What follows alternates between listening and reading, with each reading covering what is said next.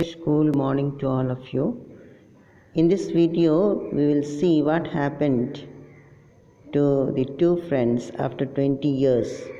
In the previous video, we saw that two friends, according to their promises, tried to meet each other, but their fate has changed. They are unable to recognize each other.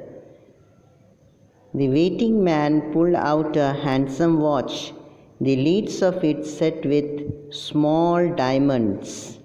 3 minutes to 10, he announced. It was exactly 10 o'clock when we parted here at the restaurant door. So the waiting man was actually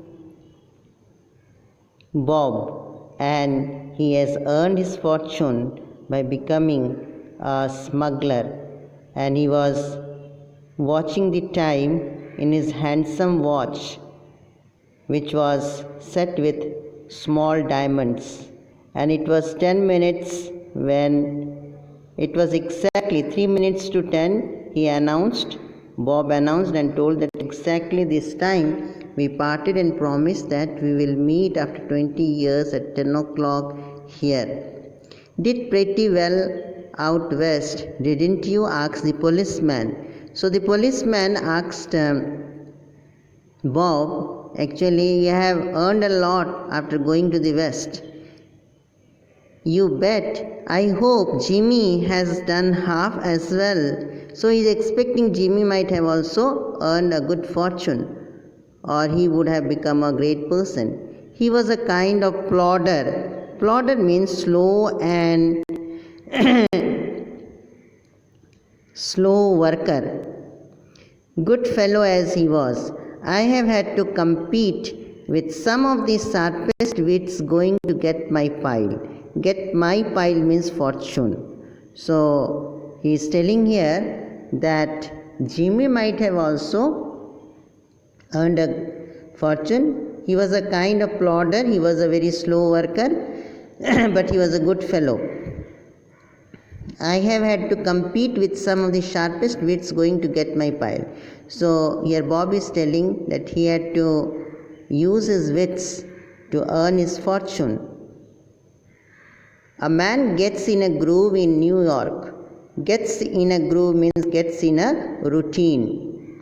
It takes the West to put a razor edge on him. Means he has to put his life at risk to earn fortune in West, but in New York he has to be engaged in routine work. The policeman twisted his club and took a step or two. I shall be on my way. Hope your friend comes around all right. Going to call time on him sharp. Means here leave. If he doesn't appear on time, you can leave. I should say not, said the other. I shall give him half an hour at least. Half an hour more I will wait for him. Here Bob is telling to Jimmy. But Jimmy is alive on earth.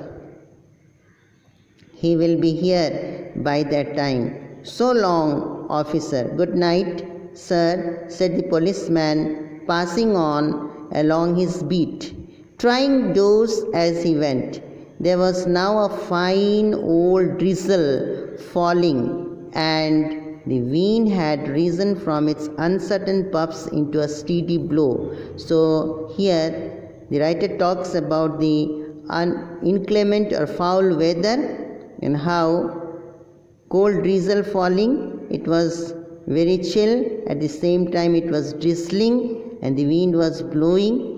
The few pedestrian, one who walks on foot in the neighborhood, hurried dismally, means here walked quickly in a cheerless way, and silently along the court, collars turned high and pocketed hands, and in the door of the hardware store, the man who had come 1,000 miles to fill an appointment, keep an appointment, uncertain almost to absurdity, silly, with the friends of his youth, smoked his cigar and waited. He was waiting for Jim to come. About 20 minutes he waited, and then a tall man in a long overcoat with collar turned up to his ears hurried across from the opposite side of the street. He went directly to the waiting man. "Is that you, Bob?" he asked doubtfully. "Is that you, Jimmy Wells?" cried the man in the door. "Bless my heart!" exclaimed the new arrival, grasping the other's hand with his own. "It's Bob, sure as fate. I was certain I would find you here if you were still in existence." Well, 20 years is a long time. The old restaurant gone. Bob, I wish it had lasted so we could have had another dinner there. How has the West treated you, old man? It has given me everything I asked it for. You have changed lots. Jimmy, I never thought you were so tall by 2 or 3 inches. Oh, I grew a bit after I was 20. Doing well in New York, Jimmy? Moderately. I have a position in one of the city department. Come on, Bob, we will go around to a place I know of and have a good long talk about old times. The two men started up the street arm in arm. They went together. One, his egotism enlarged by success, was beginning to outline the history of his career. Here it refers to the vanity increased because of his success.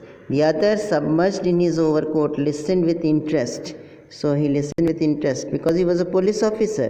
At the corner stood a drugstore brilliant with electric light. When they came into this glare, this light, each of them turned simultaneously to gaze upon the other's face. The man from the west stopped suddenly and released the other's arm. You are not Jimmy Wells, he snapped. He cut off. 20 years is a long time, but not long enough to change a man's nose from a Roman to pug. He had 2 distinctly shaped noses. It sometimes changes a good man into a bad one, said the tall man. You have been under arrest for 10 minutes, Silky Bob. Chicago thinks you may have dropped over our way and wires us. She wants to have a chat with you. Going quietly, are you? So here we see Chicago was in search of Silky Bob, who was a famous criminal. That's sensible. Now, before we go to the station, here is a note I was asked to hand to you. You may read it here at the window. It is from Patrolman Wells. The man from the west unfolded the little piece of paper handed to him. His hand was steady, firm when he began to read, but it trembled a little by the time he had finished. It was shaking. The note was rather short, and what was in the note we will see. But Bob, I was at the appointed place on time. When you struck the match to light your cigar, I saw it was the face of the man wanted in Chicago. So earlier only Jimmy has come at the right time, and when Bob lit the cigar, he was able to recognize his face, that his friend has turned. Bob Silky has turned a famous criminal who is most wanted by the Chicago Police Department. Somehow I could not do it myself, so I went around and got a plain clothes man to do the job. Here we see that Bob Silky was caught at the end by Jimmy's another colleague in a plain clothes to do the job.